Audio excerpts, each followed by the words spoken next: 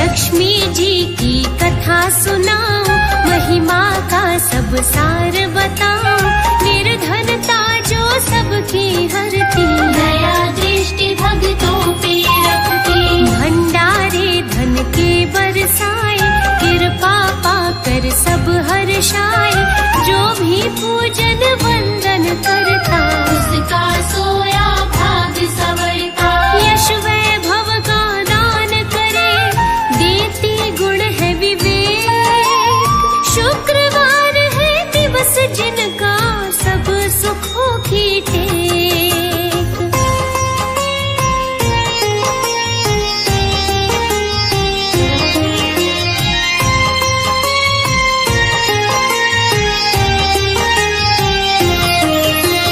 रहता नगर में एक पुजारी, निर्धनता उस पे थी भारी। भिक्षा मांग के जो भी लाता, उससे अपनी गुजर चलाता। लालच उसके मन को न भाए, रूखा सूखा भोजन खाए। घर में उसके 5 थी बेटी, गुण से भरी थी पत्नी उसकी। रूखा सूखा खा कर ही चलता था परिवार। दीनहीन की दशा हुई, ऐसा घर संसार।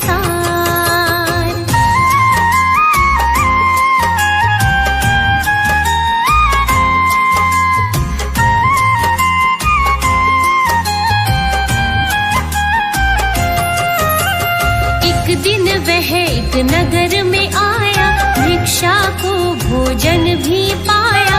पीपल वृक्ष के नीचे बैठा, दीप था जलता उसने देखा। सहसा एक कन्या थी आई, देख के उसको वो मुस्काई। उसने कह के पिता पुकारा, देख रहा वो दुख का मारा। हैरत में वो पड़ गया, दिया पिता का नाम। कन्या से कोई नहीं अभी मेरी पहचान।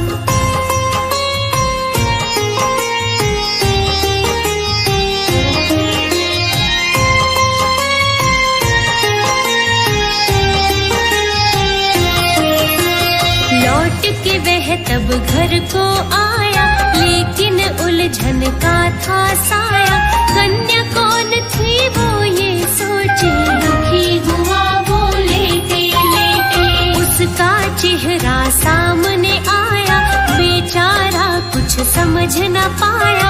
उसने तब पत्नी को बताया, घटना का विस्तार सुनाया। पत्नी भी तब सोच रही, आखिर क्या है बात। कन्या ने क्यों पिता कहा, क्या देखे हालात।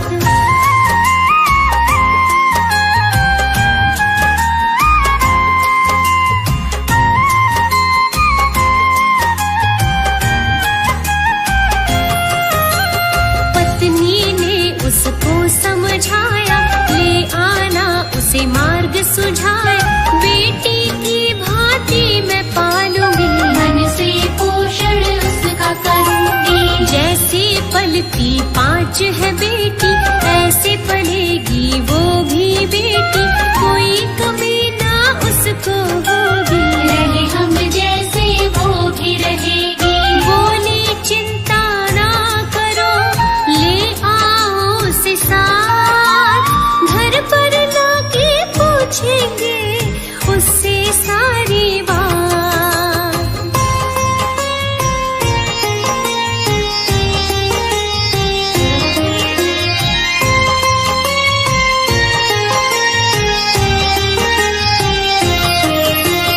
दूसरे दिन वो नगर में आया, उसने वहाँ कन्या को पाया। कन्या फिर से पिता पुकारे, ममता भरी आंखों से निहारे। कन्या को वो घर ले आया, पत्नी ने उसे लाड लडाया। 5 बेटियों के संग पलती, सबके मन को प्यारी लगती। ऐसे ही पलता रहा उनका ये परिवार।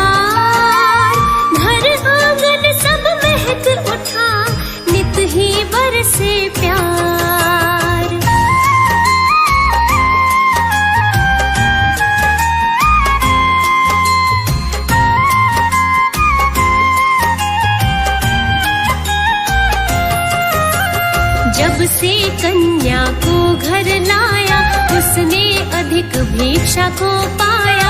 बदल रही थी घर की हालत, जगने लगी थी सोई किस्मत। एक दिवस फिर ऐसा आया, कन्या के मन में है आया। बोली भोजन मैं ही पकाऊं, अच्छा सा पकवान खिलाओ। माता ने तब मना किया, करो नहीं ये काम। उम्र है छोटी सुन तेरी, काज नहीं आसान।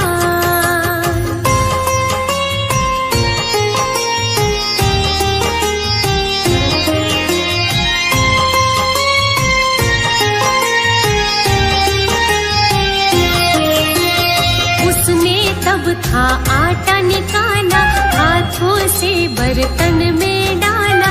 देखा माँ ने बढ़ता जाता, उसको कुछ भी समझ ना आता। स्वादिष्ट तब भोजन बनाया, भर के पेट तब सबने खाया। इससे पहले कहाँ वो खाते, कभी तो भूखे ही सो जाते। लक्ष्मी ने ही धरा था कन्या का वो रूप। सुख शांति की छाया दी, ढली थी दुख की धूप।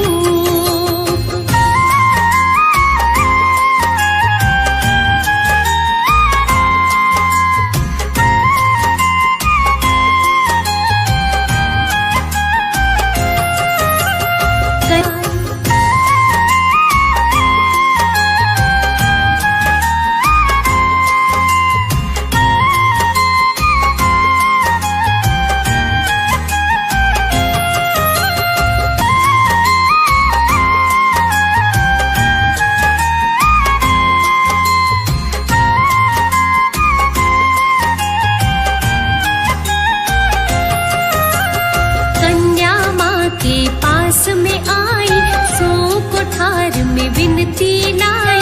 बोली माँ क्यों कुठार में सोती, कष्ट क्यों बेटी ऐसा सहती। मानी नहीं वो की मन मानी, हठ उसकी माँ ना पहचानी।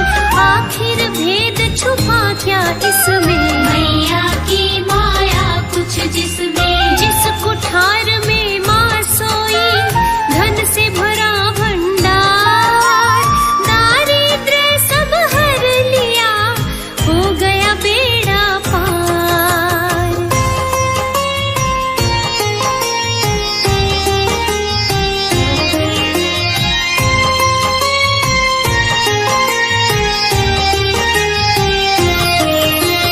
तब उसने हस्ती पहचानी, लक्ष्मी माँ की बात वो जानी। पूजन वंदन सबने कीना, लक्ष्मी माँ ने शुभ वर देना। जैसे भरी निर्धन की झोली, ऐसी झोली सबकी भरना। अन्नपूर्णा वैभव लक्ष्मी, महालक्ष्मी सब दुखड़े हरना। चरणों की पूजा करे, विनती करे संसार। लक्ष्मी माँ है भर देती सबके ही भंडार।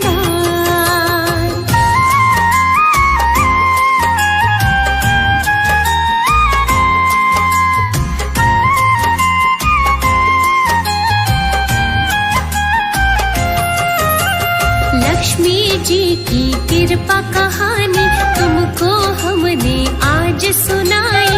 हितकारी शुभ मंगलकारी, जन जन को है जो सुखदाई। कथा ये पावन जो भी गाता, लिखता सुनता और सुनाता। प्राणी वो भव से तर जाता, स्वर्ग का द्वारा भी खुल जाता। कथा कही विस्तार से, समझाया सब सार। लक्ष्मी माँ कृपा करे, भरती सब भंडार। ओम महालक्ष्म्यै नमो नमः। ओम विष्णुप्रियायै नमो नमः। ओम धनप्रदायै नमो नमः। ओम जगज्जनन्यै नमो नमः। बोलिए सिंधु सुता माँ विष्णु प्रिया माता महालक्ष्मी की। भक्तजनों, वेद पुराणों में माता महालक्ष्मी के अनेकानेक रूपों और नामों का वर्णन है, जिन्हें भक्त लोग बड़ी श्रद्धा से ध्याते हैं और माँ से मुक्ति का वरदान प्राप्त करते हैं।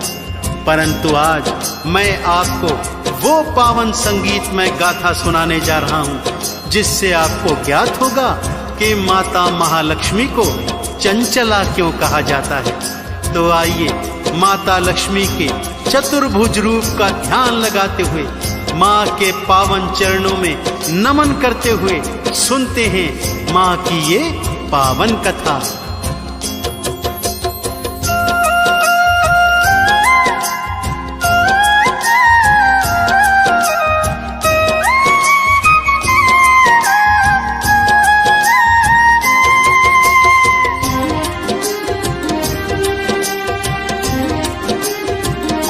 लक्ष्मी की गाथा बड़ी महान, लक्ष्मी की गाथा बड़ी महान, लक्ष्मी की गाथा बड़ी महान, लक्ष्मी की गाथा बड़ी महान।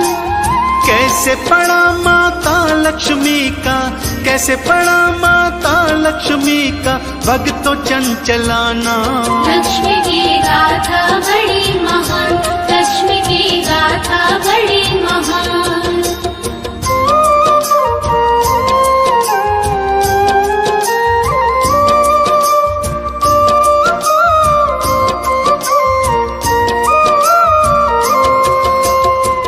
माँ के चंचला नाम की कथा कुछ इस प्रकार से है भक्तों। माँ का तो स्वभाव चंचल है ही, एक जगह पर माँ बहुत लंबे समय तक टिक कर नहीं रह सकती हैं। कुछ इस प्रकार हुआ भक्तों कि एक बार श्री हरि की इच्छा हुई कि मैं मृत्यु लोक का विचरण करके आता हूँ। जैसे ही माता को ये ज्ञात हुआ, वो भी हरि के साथ मृत्यु लोक में आने की हठ करने लगी। पहले तो श्री हरि ने माँ को बहुत समझाया, परंतु जब माता लक्ष्मी नहीं मानी, तब श्री हरि माता लक्ष्मी के साथ मृत्यु लोक में आ गए। एक पावन स्थान पर दोनों भ्रमण करने लगे।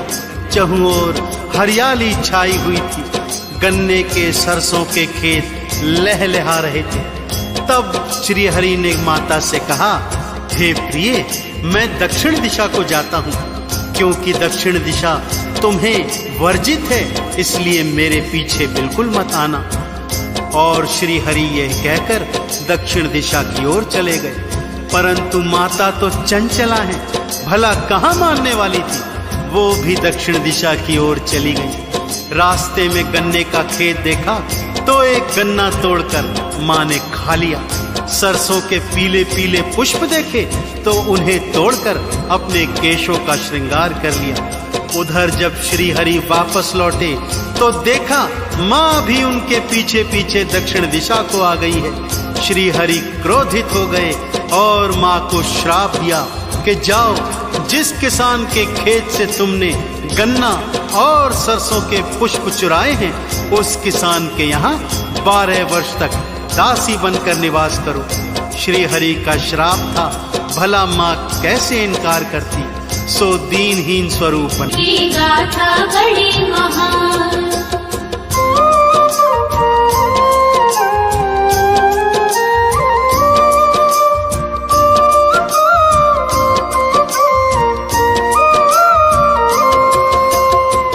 सारी सृष्टि को धन धान बांटने वाली मैया महालक्ष्मी आज श्री हरि के श्राप के कारण दासी बन एक गरीब किसान के यहाँ नौकरों जैसा काम कर रही है। झाड़ू बुहारी करती, जूठे बर्तन धोती, परंतु क्या करे, श्राप तो भुगतना ही था। माँ ने देखा किसान दरिद्र था और भी दरिद्र होता जा रहा था।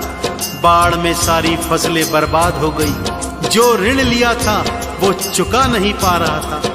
तब माँ को दया आई और किसान की मुक्ति हेतु माँ ने एक उपाय सोचा। माटी से अपनी स्वयं की मूर्ति बनाई और किसान और उसकी पत्नी को समझाया, हे किसान दंपत्ति, हर शुक्रवार को इस मूर्ति को चौकी पर सुसज्जित करो। अक्षत, चंदन, धूप, नैवेद्य जो भी श्रद्धा अनुसार चढ़ा सको चढ़ाओ। देखना आपके कष्ट अवश्य दूर हो जाएंगे। किसान दंपत्ति ऐसा ही करने लगा। हर शुक्रवार माँ की चौकी सजाते, धूप दीप नैवेद्य श्रद्धानुसार अर्पण करते। धीरे धीरे उनकी हालत में सुधार होने लगा। भक्तों, उनके कर्जे माफ हो गए, फसलें दोगुनी चौगुनी उगने लगी। किसान का धन धान से घर परिपूर्ण हो गया। अब किसान दंपत्ति बहुत प्रसन्न थे।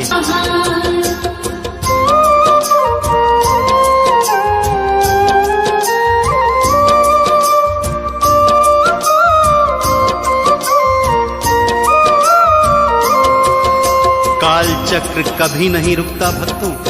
देखते देखते 12 वर्ष बीत गए और श्राप की अवधि समाप्त हो गई। जो ही श्राप की अवधि समाप्त हुई, भगवान श्री हरि विष्णु अपनी पत्नी माँ लक्ष्मी को वापस लेने किसान के घर में आए। परंतु किसान, जिसका जीवन माँ ने पूर्णतः बदल दिया था, वो भला कैसे विश्वास कर लेता। वो श्री हरि की बातों पर विश्वास नहीं कर पा रहा था। इस पर श्री हरि ने और माता महालक्ष्मी ने किसान को लाख समझाया कि ये तो सब होनी का खेल है। श्री हरि के श्राप के कारण वो दासी बनकर उनके घर में काम कर रही थी, परंतु किसान तो अपनी हट पर अड़ा हुआ था। कैसे जाने देता उस पुत्री को जिसके जीवन में आने से उसके घर में धन धान की वर्षा हो रही थी।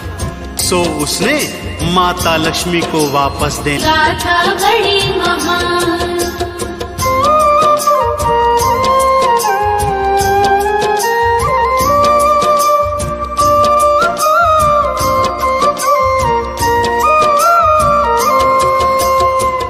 किसान तो अपने प्राण देने पर अड़ा हुआ था भक्तों, माता लक्ष्मी को वापस नहीं दे रहा था। तब भगवान श्री हरि विष्णु ने कहा, हे किसान, ये लक्ष्मी महाचंचला है, किसी भी एक स्थान पर बहुत अधिक समय तक टिक कर नहीं रह सकती। माता महालक्ष्मी ने भी किसान को बहुत समझाया। धीरे धीरे बात किसान की समझ में आने लगी कि ये तो महालक्ष्मी है, मेरे घर में टिक नहीं सकती। माँ के चरण पकड़कर रोने लगा, बोलने लगा, माँ, यदि तुम यहाँ से चली जाओगी तो मैं एक बार फिर दरिद्र हो जाऊंगा। तब माँ ने उसे महालक्ष्मी की कृपा प्राप्त करने का एक और उपाय बताया। माँ ने कहा, हे किसान, जब भी शुक्रवार आए मेरी मूर्ति को चौकी पर सजाना, लाल वस्त्र लाल चुनर से मेरा श्रृंगार करना, धूप दीप नैवेद्य पुष्प आदि से मेरा पूजन अर्चन करना। एक कलश में सोने चांदी के सिक्के भरकर उसके मुख को लाल कपड़े से बांधकर लाल कलावे से अच्छी तरह ढक देना। इससे मैं सदा सदा तुम्हारे पास निवास करूंगी। ऐसा समझाकर माता महालक्ष्मी श्री हरि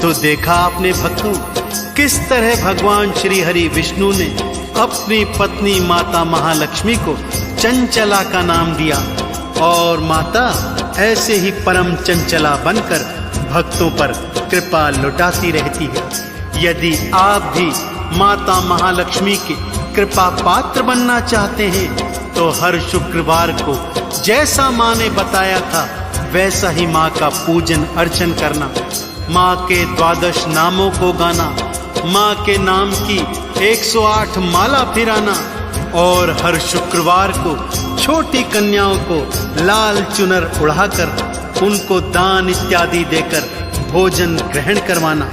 माता महालक्ष्मी की कृपा आप सब पर सदा सदा बनी रहेगी। तो आइए माँ परम चंचला माता महालक्ष्मी के नाम की जय जयकार करते हैं। बोलिए मैया महालक्ष्मी की जय।